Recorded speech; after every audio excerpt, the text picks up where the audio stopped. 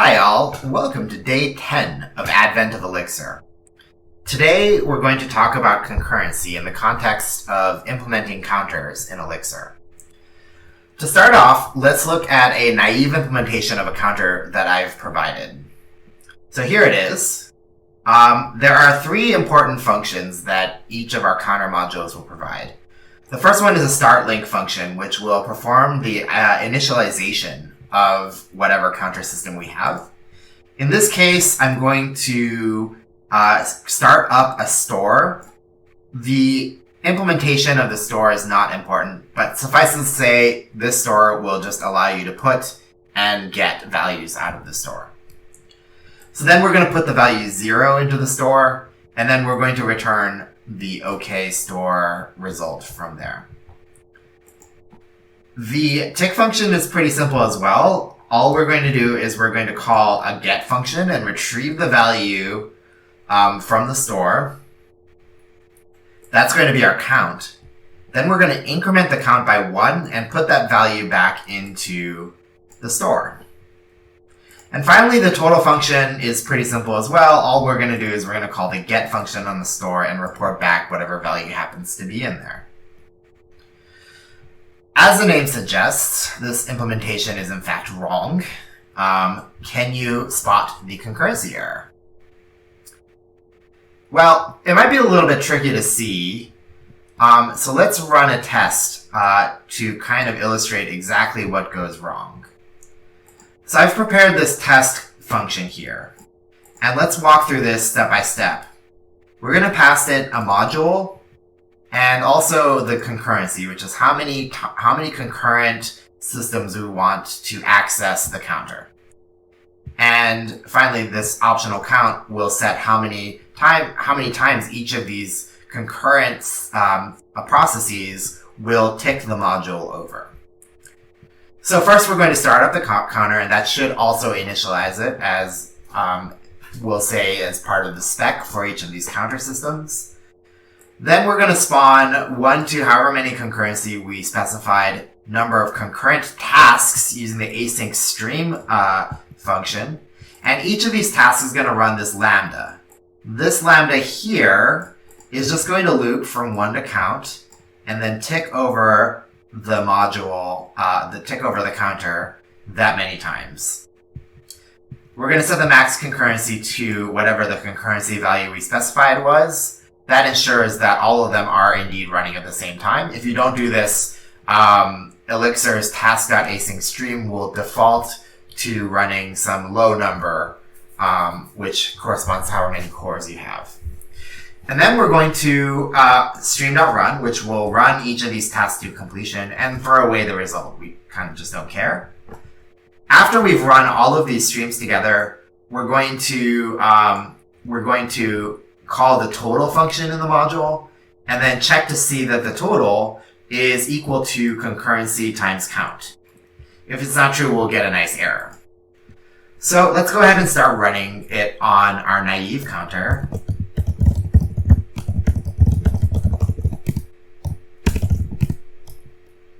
And we're going to just do a concurrency of 1. And what we get in the end is an OK value. This means that it ran as we expected, and the counter was ticked off to 100, which is what we expected.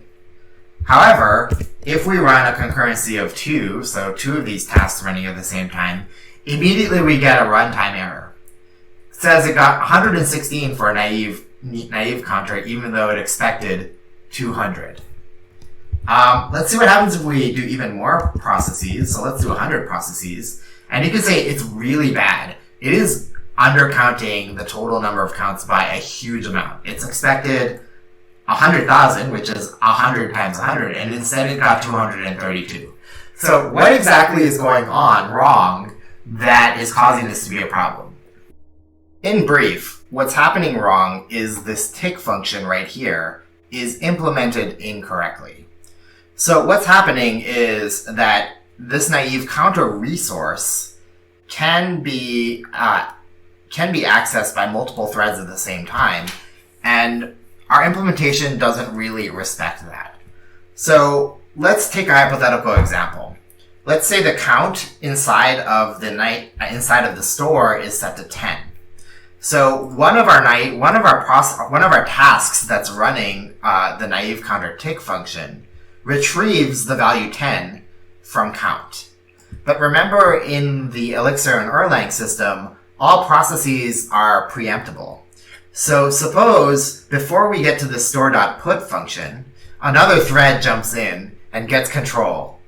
And what happens is that process then executes the tick function and then also gets 10 from the count, because we haven't put the new value in from the first process yet.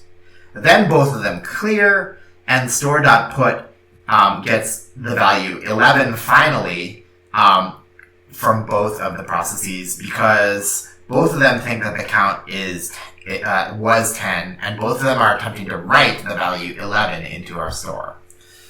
So this is not a really good situation, and as you can see, for the case when we had 100 processes, it got really bad.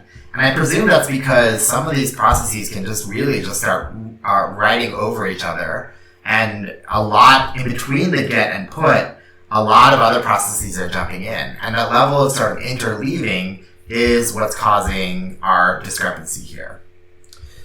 So that really tells you the degree to which process execution can be interleaved in the Beam virtual machine. We're getting almost like a 50 or maybe a 50-fold copying of threads that are just jumping in and out of each other. So this is also a testament to the power of the Beam ecosystem, that you can do this without causing major problems. So let's look at another implementation. I've implemented this directly as an agent. The code here is remarkably simple. We are going to use the agent functions to create a new agent. We're going to initialize that value to 0. Then we're going to update the agent for the tick, and then here we're going to pass the agent a lambda, which is the updating function. In this case, this function will take the existing value and add 1 to it. And then for the get function, we're just going to pass the identity lambda. I do think that one thing that's a little bit confusing about the agent functions, and this took me a little bit of time to wrap my head around, is the fact that each of these lambdas runs on the agent itself, not on the calling process. So in the context of this function here, everything here runs in the calling process, and this is what runs on the agent.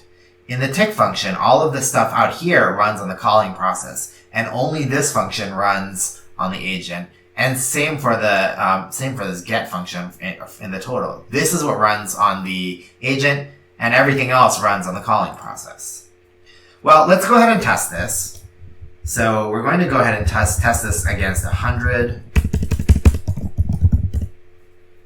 And it works. We don't throw the error because it's very successfully able to isolate the get and the put. And why is that? Because both of them are run in this single function that runs on the process and within the process that is not interruptible, and only one of these update events can be running at any given time on the counter that we've created.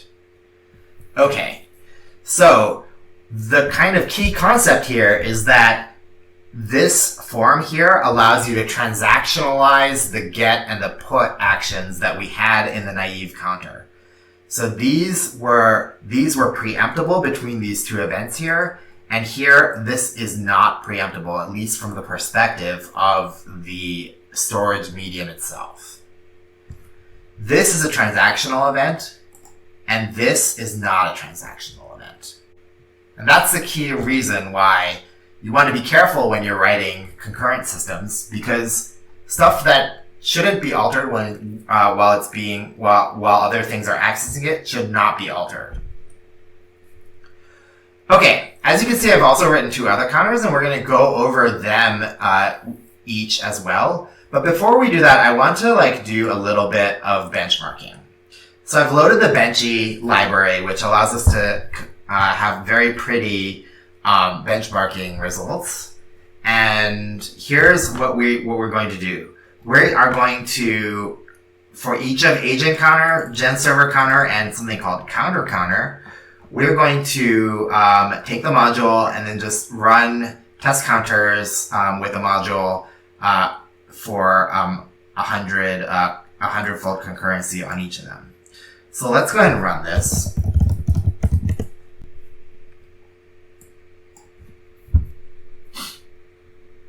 So now it's running the agent counter. And in a moment, it's going to run the GenServer counter, or possibly the counter counter.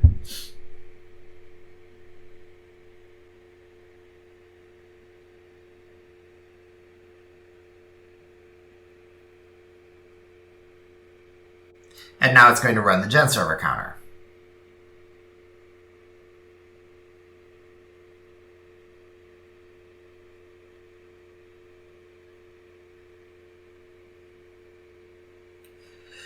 So it's run each of these for a total of 10 seconds and counted how many times each of them successfully completed.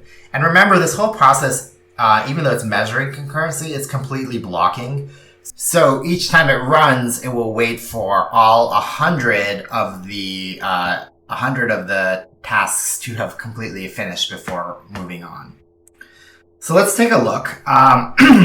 The agent counter, which we wrote, it comes in at these are memory usage statistics. Let's look at it. Let's look at how many times it ran per second.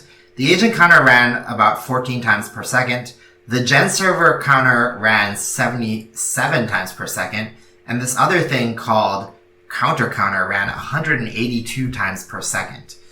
So the GenServer is literally 6-fold faster-ish than the agent. And the counter is even faster. It's about 2.5 times faster than the GenServer. So let's take a quick look at the GenServer and discuss the differences between GenServer and agent. So this is the code for the GenServer. As you can see, it's a little bit more verbose than the agent, but let's walk through it one by one. So first we're going to call GenServer.startLink, which will put us into the init, at least on the GenServer side. The caller will be immediately returned with an OK in the PID of the GenServer. I have two different types of API functions. The first one is the tick function, which will cast a tick message to the GenServer. That gets trapped by the handle cast, which will punt to this tick impl function. And this tick impl function will simply take the existing state, which was initialized to 0, and add 1, or if it has some other value, it will simply add 1 to that value. And the total function is also pretty simple. It's just a call that's handled by the handle call, and the total function will reply back to the caller the current count and keep the count the same. So that's how the GenServer version works. But the key difference here is that this is a GenServer.cast instead of a call. If we look at the code for an agent, the agent.update function under the hood performs a call instead of a cast. So what's the difference between a call and a cast? Well, a cast is two-way communication. A call is two-way communication, and a cast is a fire and forget. Note that the process of changing the value is still completely transactionalized because this function runs entirely inside of the GenServer process. So it's safe and accurate. We didn't see any raises when we ran the code, but it's much faster because there's only one-way communication during this process.